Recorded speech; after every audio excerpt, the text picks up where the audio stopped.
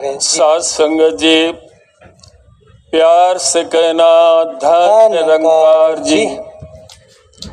आज पलवल नगरी पवित्र हो गई है।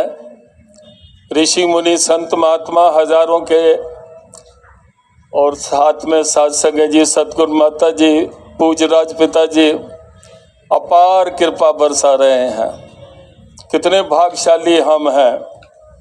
अच्छे अच्छे विचारों को भी सुना कि बड़े भाग से ये मनुष्य का जीवन मिला है। भई प्राप्त मानुक देवरिया, गोविंद मिलन की ऐ तेरी बरिया। अवर काज तेरे किते न काम, मिल साध संगत भज केवल नाम। बड़े भागों से ये मनुष्य का जीवन मिला है प्रभु प्राप्ति के लिए।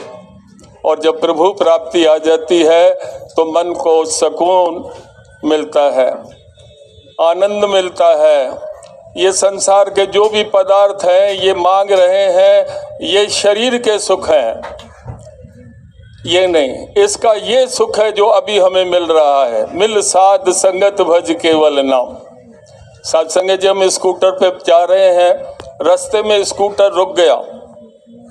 क्या हुआ? कहता पेट्रोल खत्म हो गया।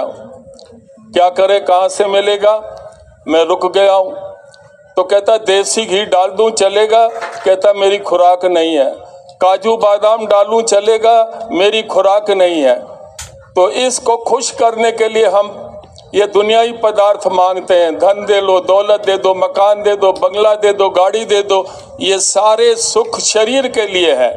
इतने सुख होते हुए भी चैन नहीं है, क्योंकि वो खुराक हमें नहीं मिली है।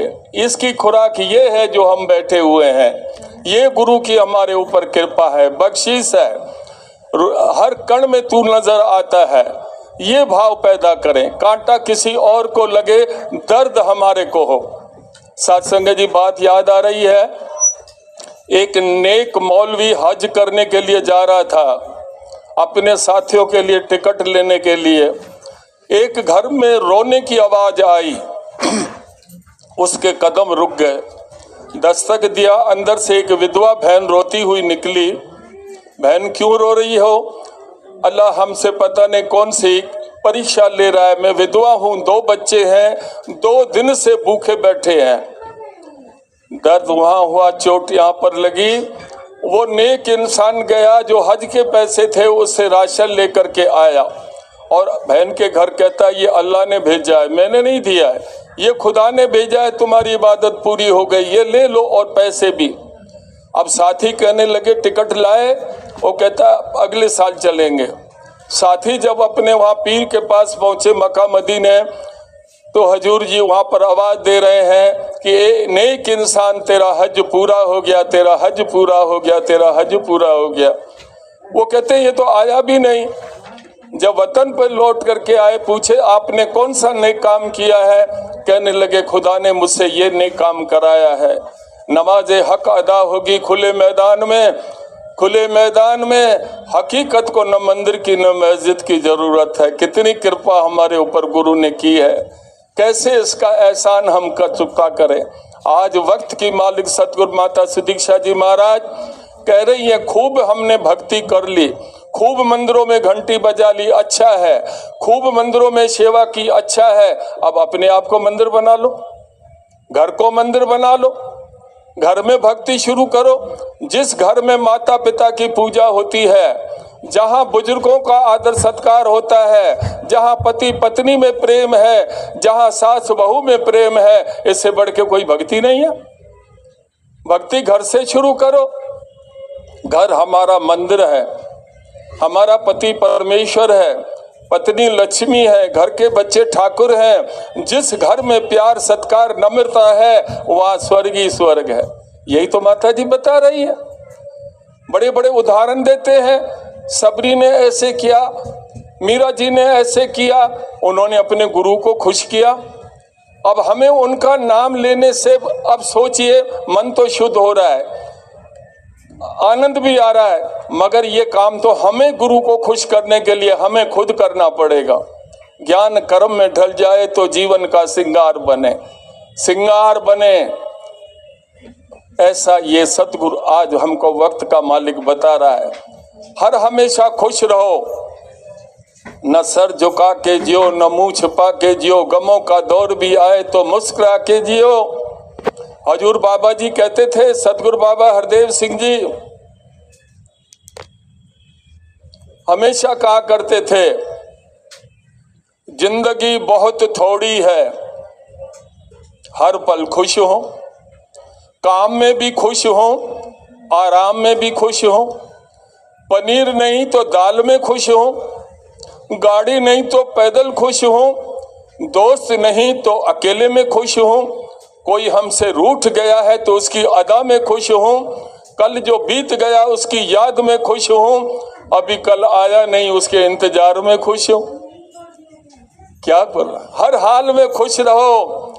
अरे जिंदगी आज का ही तो दिन है, जो बीत गया उसको क्या याद करना। थनों से दूध निकल गया वापस नहीं आएगा, कमान से तीर निकल गया वापस नहीं आएगा, जबान से बात निकल गई वापस नहीं आएगी, शरीर से प्राण निकल गए वापस नहीं गया, उसको याद मत करो।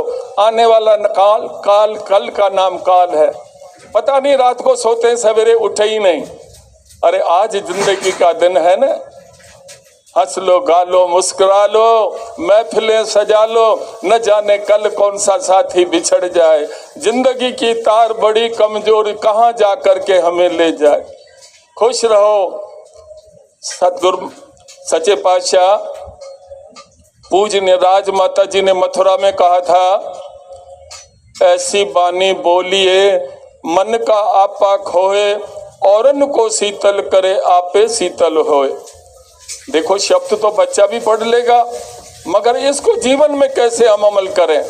तो पूज्य राजमाता जी ने बोला, एक साधु रोज भिक्षा मांगने जाता था। एक दिन उसको आटा मिल गया, कहने लगा आटे का क्या करूं। तो सामने देखा एक माई खाना पका रही है और इसके भी वेशभूषा साधु वाले थे।